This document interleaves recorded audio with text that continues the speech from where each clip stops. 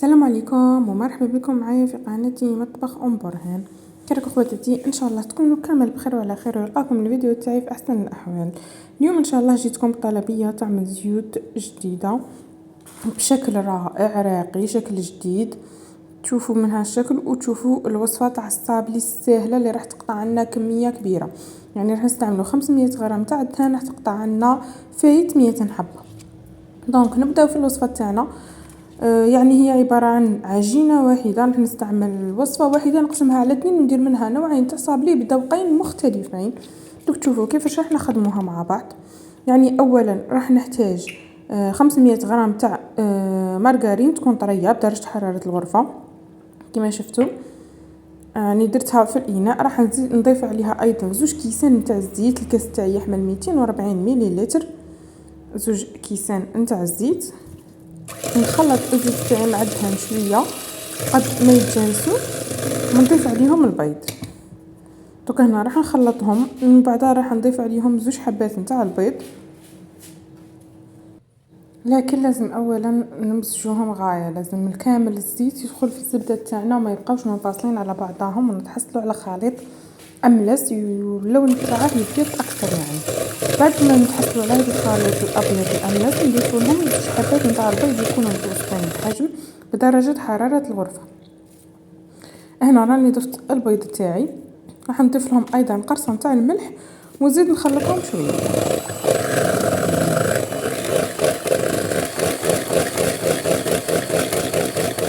هكذا بعد ما يتجانسوا معايا كامل المكونات، بعد ما يتجانسوا معانا راح نضيف لهم ربع مغارف تاع سكر كلاص. انا هنا المقطع راح لي كنت ضفت ربع مغارف تاع سكر كلاص سيحتهم بالصفايه. وراح نضيف لهم ايضا 2 ساشيات تاع لافاني.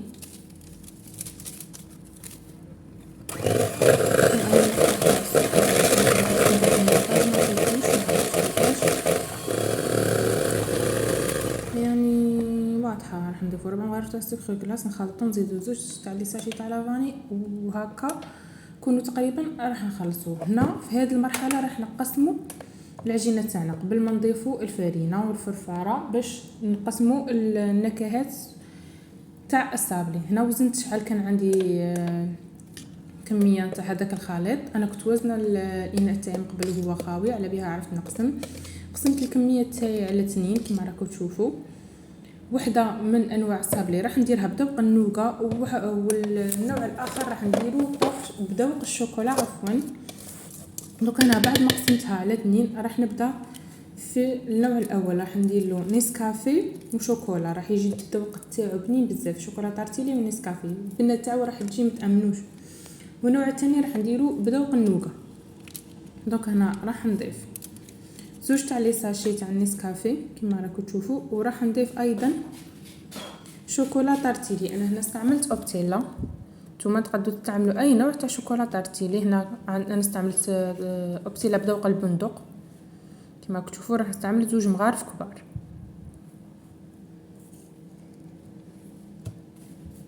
دونك نخلط مليح.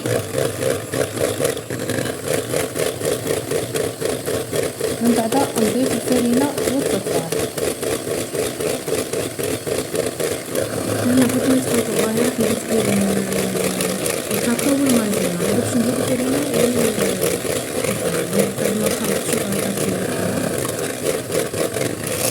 راح نضيف 4 مغارف تاع مايزينا وربع مغارف وملعقتين عفوا تاع كاكاو بني. هنا درت 4 مغارف تاع مايزينا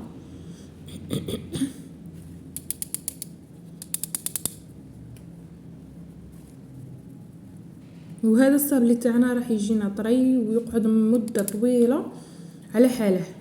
يعني تقدروا توجدوه مام 20 جور يقعد لكم جديد، تدخلوه في الفريجيدير يقعد معاكم كانكم درتوه البارح. هنا ضفت 4 مغارف تاع المايزينا و2 مغارف تاع الكاكاو. راح نخلط كامل المكونات مع بعض. هنا من ضفنا المايزينا من ضفنا الكاكاو قد نحط المكونات نحب.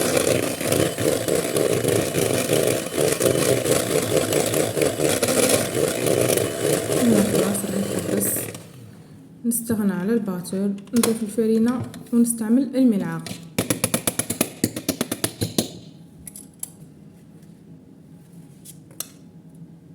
هنا راح نبدا نضيف في الفرينه، يعني الفرينه عينكم ميزانكم، ما تقدوش نعطيكم عبر اكزاكت، يعني قد ما تلموا عجينه تكون طريه ما تكونش قاصحه.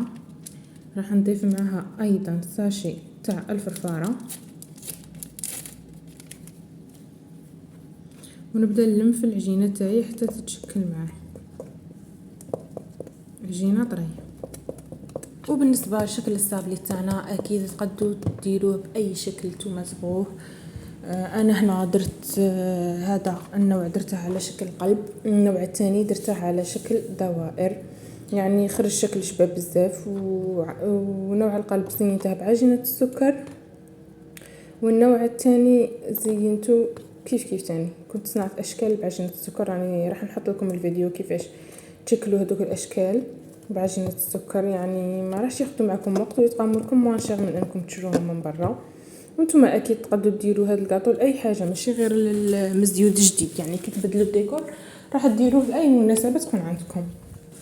وهنا بعد ما تلمت معانا العجينه تاعنا، انا حسيت بلي مازال خاصها شويه، زدت لها. شوفوا كيفاش لازم يكون القوام تاعها. دونك نقسموها على 2 ونديروها في ساشيه تاع كونجيلاسيون ونخلوها ترتاح مده 10 دقائق بلا ما جهزنا النوع الثاني.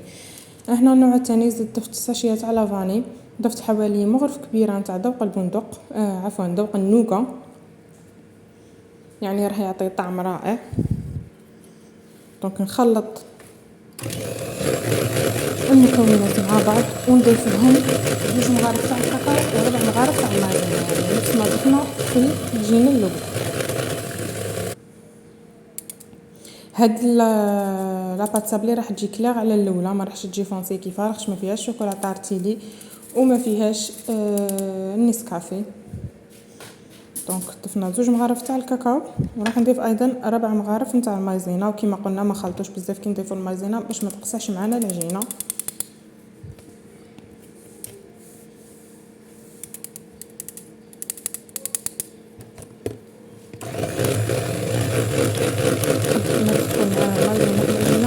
ونستعملوا الباطل ونستعملوا ونعرف ونضيف الفلفل.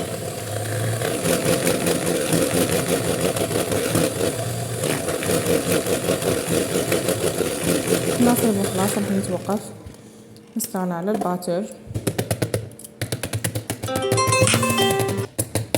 عفوا ونضيف الكميه نتاع الفرينه والفرفاره ساشيه واحده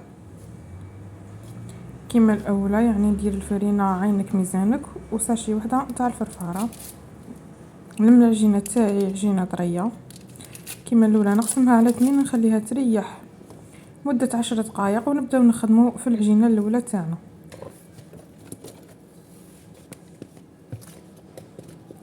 دونك انا راح نبدا في العجينه الاولى تاعي، راح نلمها ونخليها تريح ونبدا في الاولى تاعي كيما راكم تشوفوا.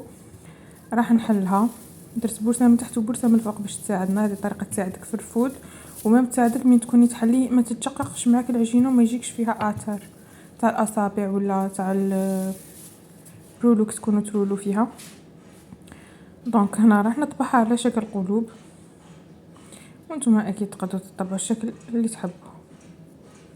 راح نطبعها ونديرها في السنيوه وندخلها تطيب على درجه 180 درجه من تحت، ومن بعد نشعل عليها حوالي دقيقه برك من الفوق، يعني الحلوى تاع الكاكاو تقدروا ما تشعلوش عليها من الفوق.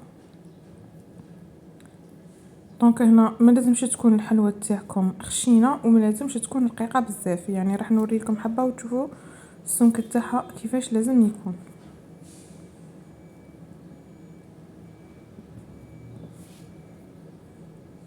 هنا راح تقطع لنا حوالي 50 حتى 52 حبه من هذه الحلوى الاولى، والثانيه نفس الشيء، يعني ب500 غرام تاع المارغرين وانتوما درتو فايت 200 حبه نتاع كاطو ونوعين.